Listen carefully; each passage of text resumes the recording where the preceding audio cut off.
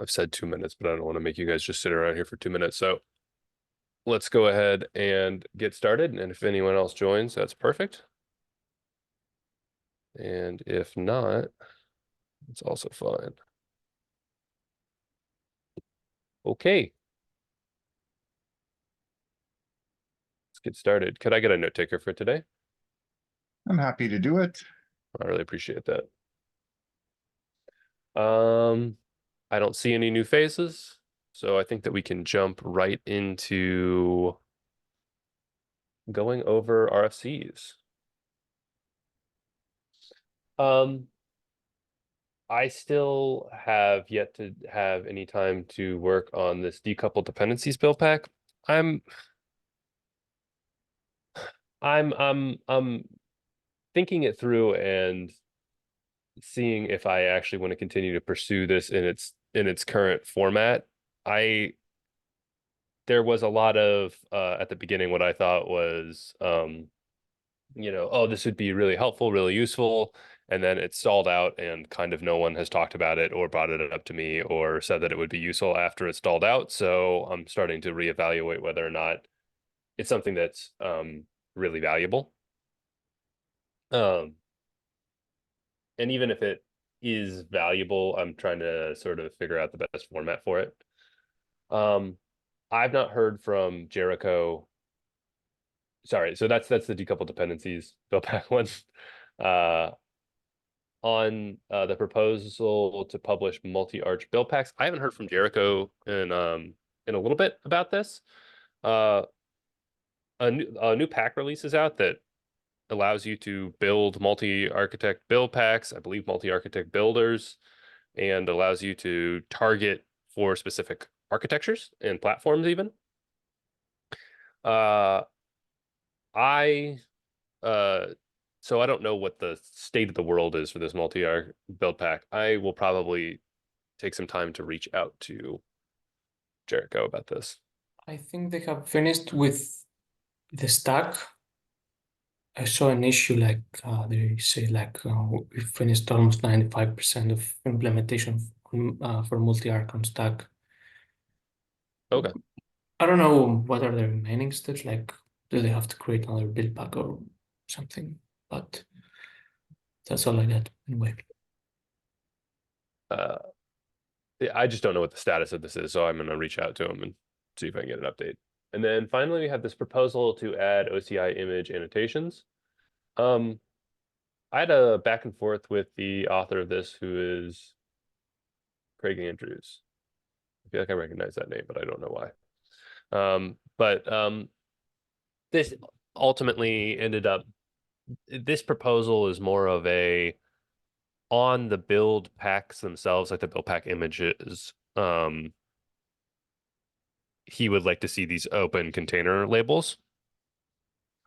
So I suggested for the time being that it might behoove us to go up to pack, and basically as part of pack build pack package, they add those labels.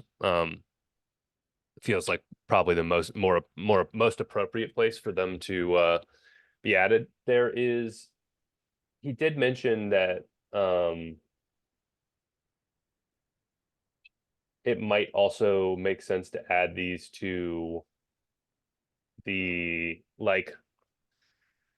to add some of them to the images that we produce, but I'm curious on which fields he would want us to add and sort of like based on how the build packs themselves work. So I think that's something that could be potentially interesting as well. But I pointed him to the upstream build pack RFCs and I have not heard anything. Does it say how they're used? So my understanding of this is that effectively these are like I don't know, I don't know if like required fields is correct, but like best practice labels to be added to OCI container images. And maybe OCI container image is a bit redundant, but uh the the I think the idea is that there is set tooling that can digest OCI. And it looks for specific things in those defined fields. And so by adding them, you can actually enrich the images. So like I'm not super familiar with this because I'm not super familiar with the like that particular part of the ecosystem, but Hmm. it makes sense to have things like a version and like a revision and like a source and a title and that sort of thing. And so if you're using some sort of like image manager, you may be able to more easily pluck that information out and display it in some sort of tool or something like that. Maybe Okay. Because maybe it gets a little bit into yeah. that kind of makes sense to me for the like the image that the builders build for you. Yeah.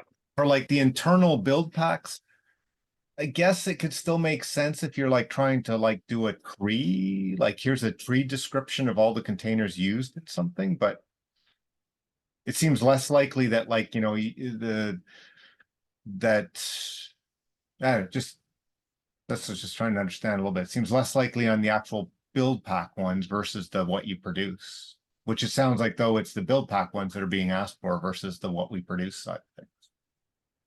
Yeah, I think that both have like a potential value to them insofar as just like you could have a better understanding of the image itself. But I don't disagree. I think that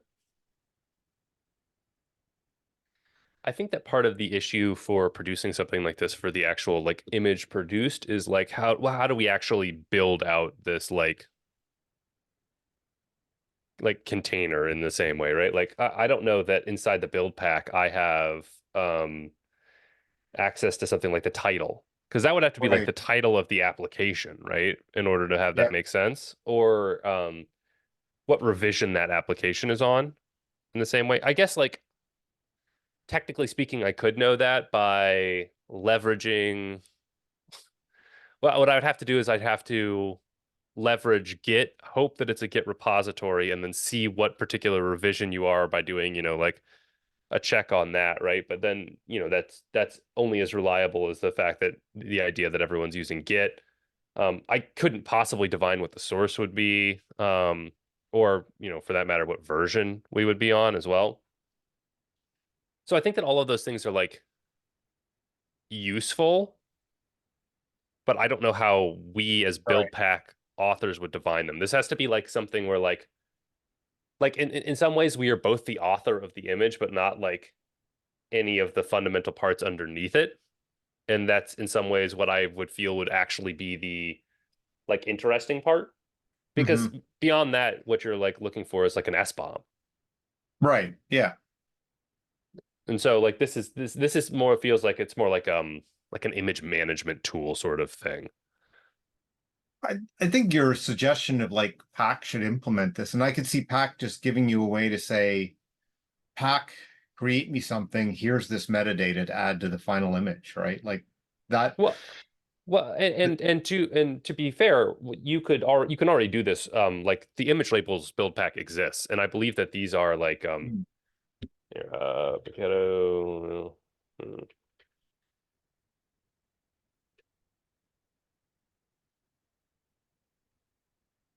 I believe that some of these are like first Okay. class citizens. Yeah, these are like first class citizens in the uh image labels build pack, right? So like author is the open Right. container Okay. author Yeah. created. Yeah.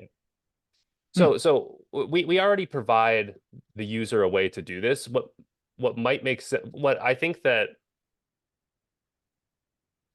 I'm trying to think this through. I think that I don't know that we can do anything beyond what this is at the current moment, at least in my thinking about this, and that's relatively limited. Yeah. Um, but I think going up the one step and like treating the build packs themselves as an artifact might be an interesting idea because like the build packs that we use are not a thing that are logged as part of our S bombs currently, right? Yeah, that's maybe, I was just, I mean, related, I was just thinking like that from that list, something that actually said like, here's a link to my SBOM could be interesting, or SBOMs that go into this. And Yeah.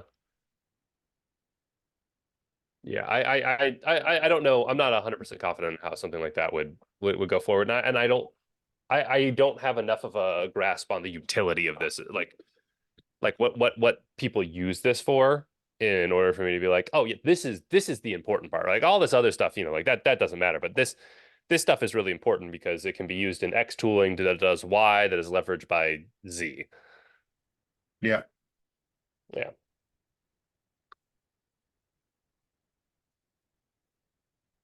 Um. Anyway, that's all I have on that. I hopefully we will see them open up an issue in the upstream. Okay. That's all of the open RFCs that we have. Do you have does someone have any other questions or anything like that? Nope. Okay. Oh,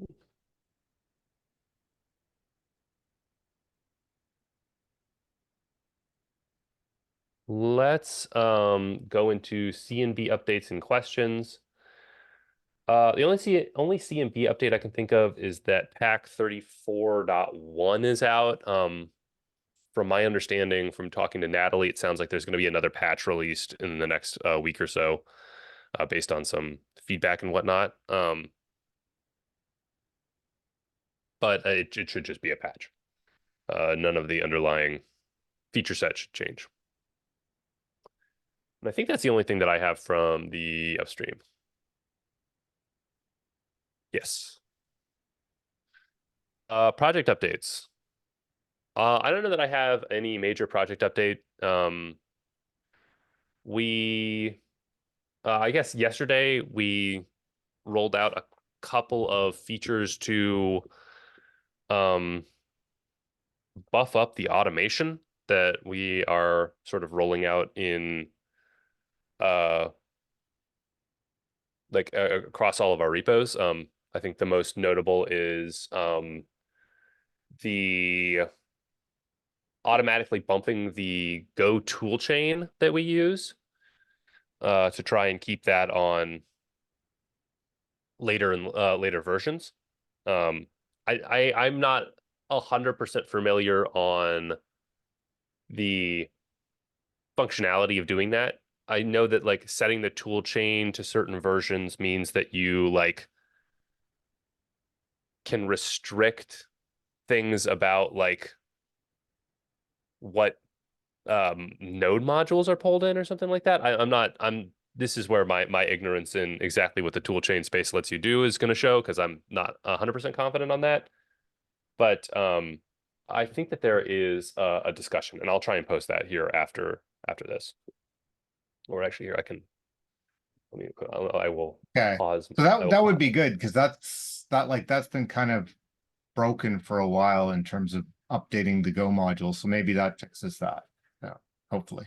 Let me hunt this down for you and pause my screen real quick. Gotta look through my 150 GitHub notifications. There we go. Yeah, I saw some pull requests today with an action, the update Go mode version, but I didn't really look at what exactly it's doing. And it will probably run on Monday, so if something's going to break, it will be on Monday. Anyway, I have hunted this down. That is a discussion. I I could probably get rid of all that front metadata, but that's fine. Basically, there was a discussion back and forth. I haven't completely educated myself on this. And then the other piece of automation is in implementation Buildpacks. I think once a week now, the draft release with the highest semver version will be automatically released. So once a week, there will now automatically be a new implementation build pack release once a week, assuming that there is a draft version to release. We're just doing that because it was something that we were doing, stopped doing in order to get like a better control on this. But as the project has reached maturity, it feels better to just not have to like we already like have tooling basically where we would like go through and like automatically do a bunch of releases. Makes a bunch of sense to just do that weekly. Don't really see the harm in it. And this is turned on Buildpacks builders, or which particular? Builders and stacks release automatically as soon as new code hits the Right. Okay, that's what I thought. So at okay. the it's a repository. This is for implementation build pack. So any build pack that would go into a language family build pack Right. Okay. that uses the GitHub config. I don't know if pipeline like the pipeline builder still does any automatic releasing and that could be something to look into. But yeah, basically all of the Node, Go, .NET, Ruby, and Python build packs will now get automatic implementation releases. Okay. Excellent.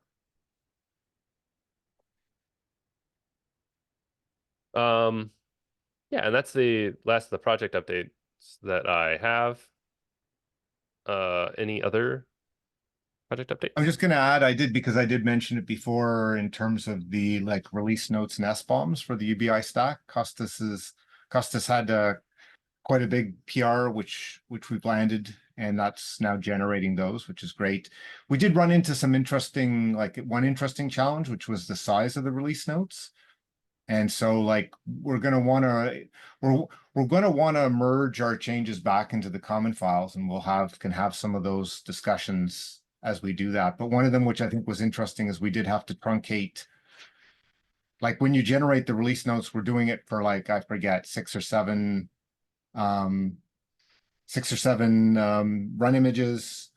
And because we were doing it for the first time, like the added list was like huge. And that just was too big for a bunch of different places. Like it couldn't be passed through bash shells parameters. But if we worked around that, then it couldn't be published to GitHub. And like, so in the end, we have a configurable limit that says like, if it's more than this many lines, just say it's too big to show. And we had a number of discussions, but like the rationale is like, the README is really just to help you look at it and say like, hey, was there a lot of change? Or if there's a little change, what it was. Once it's past a certain size, maybe that doesn't help you do that anyway. So it just tells you it was too big. And if you really want the details, you should be looking at the SBOMs, which are there. And that's where we landed at what we are, but we're, I could easily see there'll be more discussion when we've got like, hey, this is what we've got, but maybe there's some better way of doing it. Bash limit, I'm not entirely sure about. I know that this is years ago, so it may have changed as well. There was some magic that had to be done to format GitHub release notes correctly in order to like not hit specific limits around it. I don't know if that is still implemented or if it's even still a problem. I mean, I can't 100% remember that. I'll ask around and see if this is still a thing. Any other history? Because I think Costas, like one of them was just like, even if we managed to format the whole thing correctly, like I think the changes already work around like some of the bash limits, like, hey, we'll pass it as file. But even in that case, when we went to like push them up to GitHub, it basically said, no, that's too big. Yeah, which it might be the case where there's just like they had like a formatting thing that allowed you to get around the limit, and now they have a larger limit, but they're like, no matter how you format this, we're capping you now. And I don't know exactly what the case is. I will try and take a look at this. Sounds good. But yeah, so for now though, it just like it shouldn't happen all that often, because like I don't think packages get added and removed super often, but we'll find out, right? Like if it ends up truncating, we may try and increase the limit a bit, and but Yeah. we'll figure it out. See Probably what's it will initially- happen when you create a new stack, first time of creating a new stack. For example, with the new image of Ubuntu that you have right now, probably. Mm. You will delimit. We don't touch the default behavior. We just add an option. So in case like you want to avoid this error, you can put it at a specific limit. Yeah. Like in a file and Yeah, when we have the PR to merge the changes in, like everything is done so that unless you have multiple images, like multiple run images, you really don't have to change anything. You can it'll still work the old way. Yeah. But I could see some questions about like, why did you choose to do it that? And just seeding the conversation for that one. Gotcha. Awesome. Any other updates?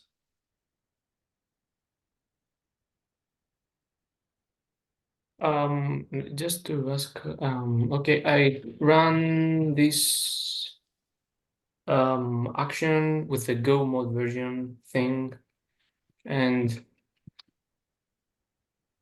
like I get some differences between what exists and what it should exist.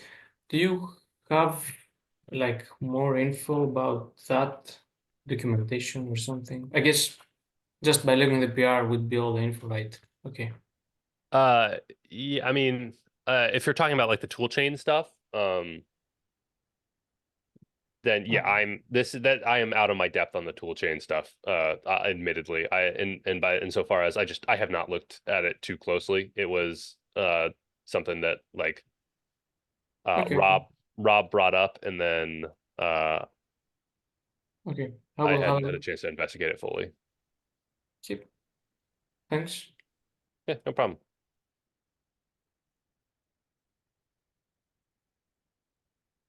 All right. One last call for project updates.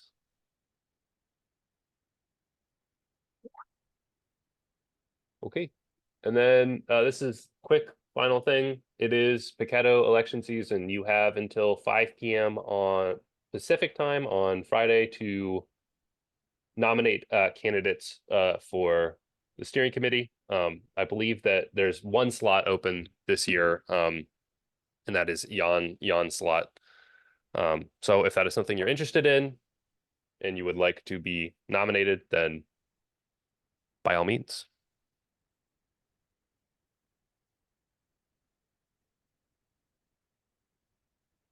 Okay. If there's nothing else, I think that is it. Thank y'all. Great. Thank you. See you next time. See ya. Bye.